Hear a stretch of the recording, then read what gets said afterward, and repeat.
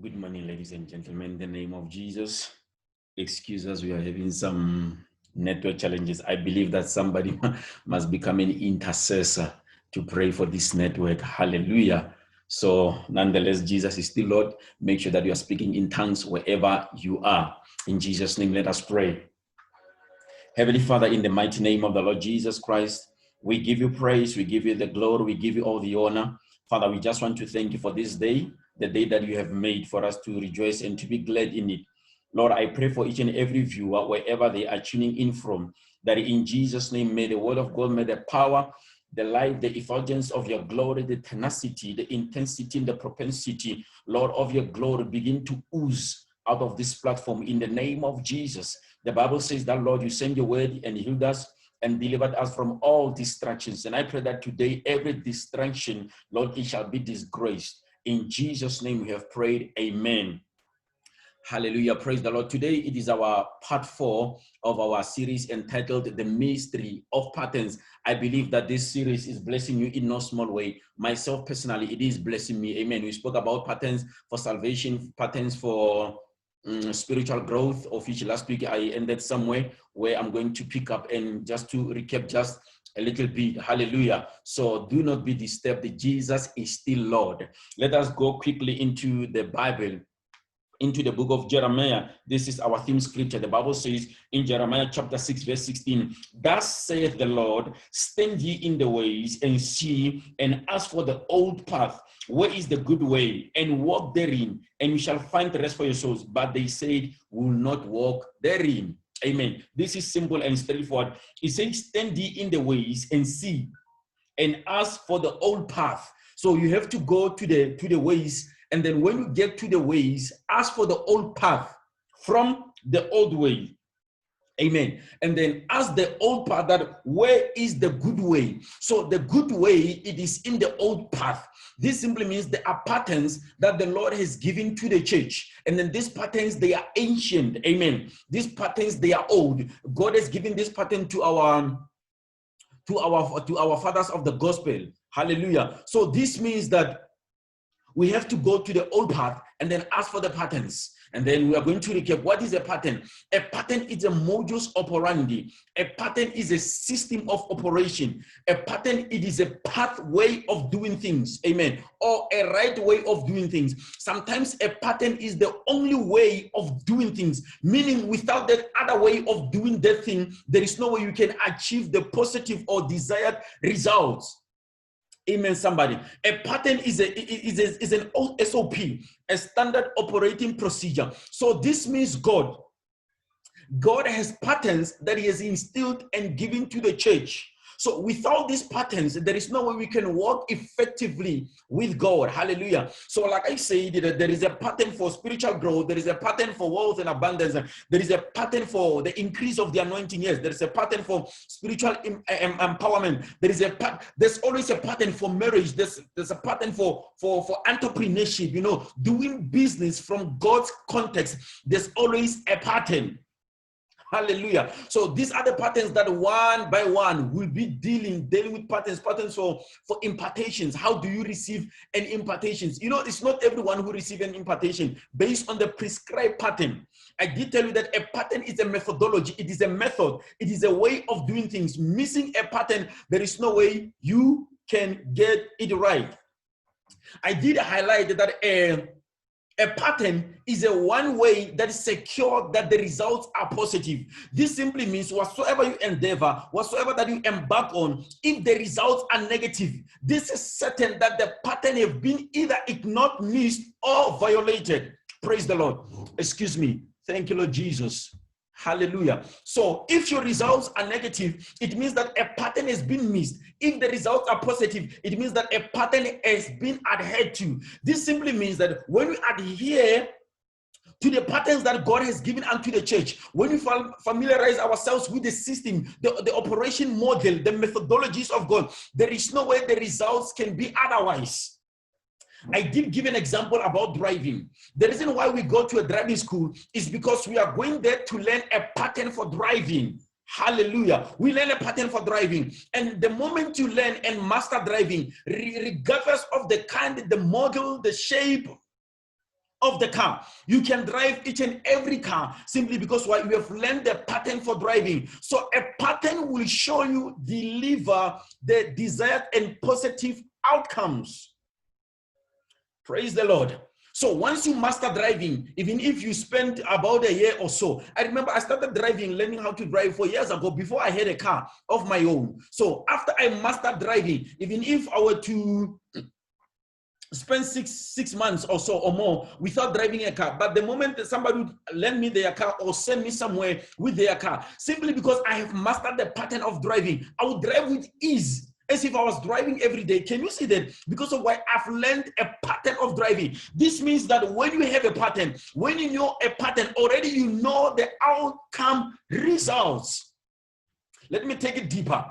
I started to learn how to drive using a manual car, a manual transmission of a car. Amen. And then with time, I had my own car, which was a manual transmission. And then after some time, then I bought the automatic transmission. Amen. So for about 3 years, if not more, I was just driving an automatic transmission of a car. So it came, I think, about some few months ago that now I wanted to transport certain goods somewhere. To cut the long story short, so I had to use a bakkie, which was a manual transmission. Now, I was even asking myself, will I be able to drive a manual? But, you know, to my surprise, I entered the car, turned on the engine. I started to drive that manual transmission of a car, of course, for over 3 or 4 years, having had not driving a manual car, but I just mastered. So this simply means because I had mastered the pattern of driving a manual car. Even if I had to spend 4 years or so without having had to drive a manual transmission car, I still drove it so excellently, so magnificently well, exquisitely. Are you with me? So we are talking about patterns of God here. So when you know a pattern, you know exactly what is going to happen. So we are going to continue. Last week we spoke, we are still talking about the patterns for spiritual growth. So you don't just grow randomly. Hear me, somebody. We don't just grow randomly. Number 2, you don't just grow because you are going to church. You don't just grow spiritually simply because you are cleaning or serving in the church. Even if that is good, amen, it's good to serve in the church and all that. But spiritual growth, there is a pattern allocated. There is a pattern that God has put in place for somebody to grow. Amen. Remember the spiritual patterns, the components, or rather the pillars for spiritual growth, are these, even if they are not in order. We grow by fasting spiritually, speaking other tongues, the word of God, and worship. These 4 keys, they bring spiritual growth. Hallelujah, somebody. They bring spiritual growth. So we are already speaking about the pattern for spiritual growth. And then I already spoke about speaking other tongues. That was last week. And today I want to continue. So speaking about tongues, or other spiritual growth, we have to read the word of God. We have to meditate on the word of God. We have to confess the word of God. Hallelujah. I want you to hear me. We don't grow by studying the word of God. When you only read or study the word of God, you only read what Paul calls a letter, and a letter killeth. He says the letter killeth, but the spirit giveth life. So you read the word of God. Upon reading the word of God, you must meditate on the word of God. We spoke about it last week. And then upon meditation of the word of God, we have to confess the word of God. Hallelujah. You are sure that you're going to grow. So last week we spoke about speaking other tongues, which is the second pillar to spiritual growth process. Hallelujah. So we read the book of 1 Corinthians chapter 14 from verse 2. Praise the Lord. And he says, for he that speaketh in an unknown tongue speaketh not unto men, but unto God. For no man understand him, howbeit in the spirit he speaketh mysteries. But he that prophesies speaketh unto men edification, exhortation, and comfort. He that speaketh in an unknown tongue edifieth himself. Look at this one. But he that prophesied edifies the church. So last week I told you that the Greek rendition for the word edification is the word mysterion. Amen. And then mysterion in Greek, it simply means to edify, to construct, to build yourself. So this means when you spend time speaking in tongues, you are sure that you are going to grow spiritually. And there is no one who can speak in tongues on your behalf. I feel sad for the people who can't speak in tongues. Amen. There are churches, there are ministers of the gospel, pastors, that they don't believe in the speaking in tongues. As a matter of fact, they even preach against speaking in other tongues. What a tragedy. What a horrific situation. Amen.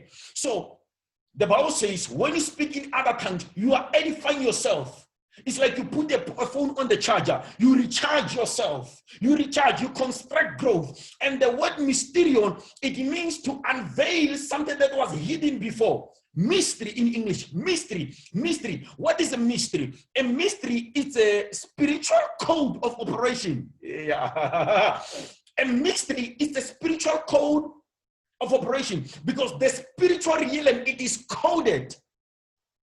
The spirit realm, it is coded. So we need to decode certain codes for us to operate in power and in authority in the spirit realm. Amen. So the word mystery is not like not a thing that is not known. You know, somebody say, that is a mystery, I don't know it. No, from the Gregorian dictionary, it's not like something that you do not know, but rather something that will affirm authority and power when you function in the hands. I'm saying a mystery is a secret code of operation. This means that the more you speak in other tongues, the more codes in the spirit are revealed unto you.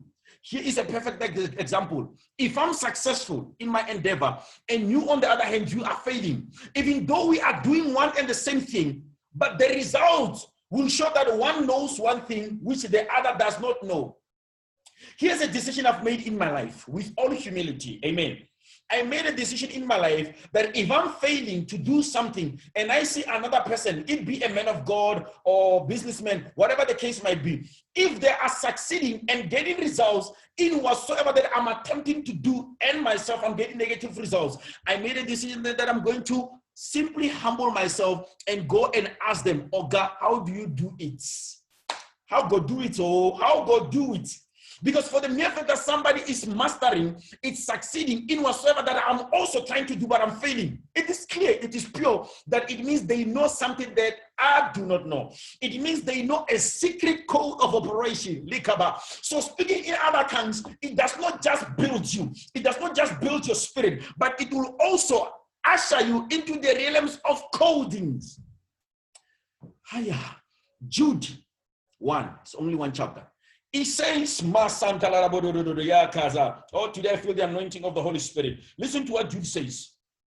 Jude 1 verse 3. It says, but ye, beloved, building up yourselves on your most holy faith, pray in the Holy Ghost. Beloved, build yourself on your most holy faith.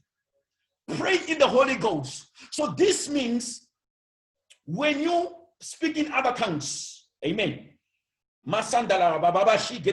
build your spirit. And the Greek word for the word building is the word oikodome. It's the same rendition as the word edification. Remember from 1 Corinthians chapter 14, verse 2, the Bible says you edify yourself. So the word edification is the Greek word oikodome, to construct. So the same word here in Jude, building up yourself in your most holy faith, springing the Holy Ghost, is the same rendition, oikodome, or however you call it, oikodomio. So it means to construct yourself. So hear me, somebody. You grow spiritually by speaking in other tongues. It is twofold. You construct yourself, you also learn mysteries. I stretch my hands. If you can't speak in other tongues, I release that anointing now. Take it! Mighty name of Jesus. In the mighty name of the Lord Jesus, you have received the Holy Ghost right there. Begin to speak in tongues right now, wherever you are.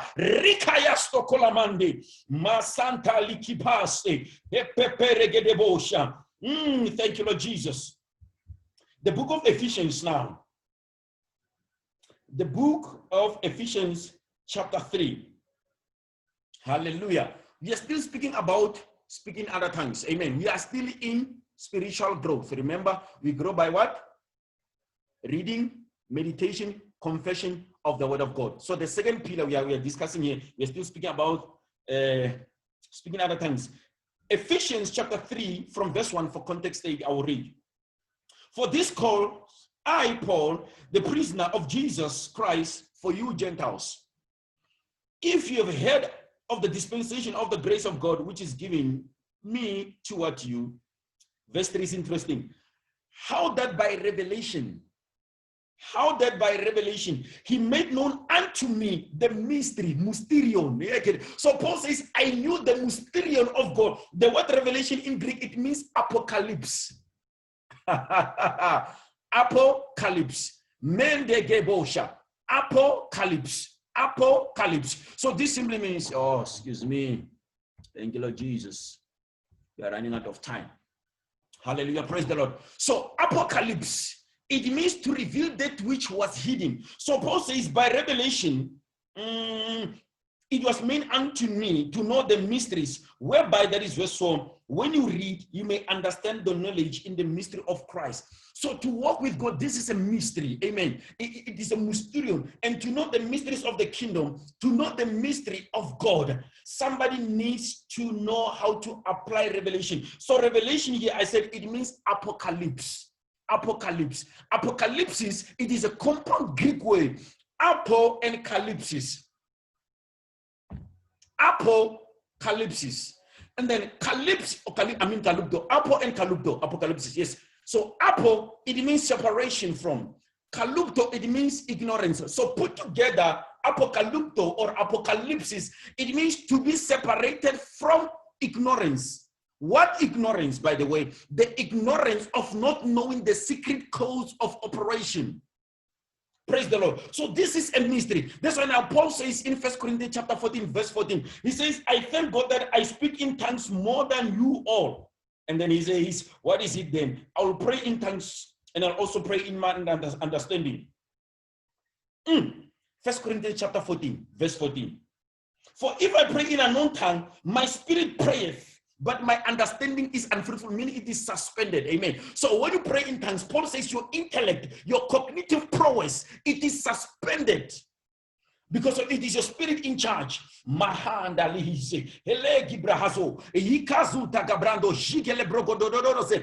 intellect, my wisdom has no factor. So now he says in verse 15, what is it then? I will pray. Watch the order now.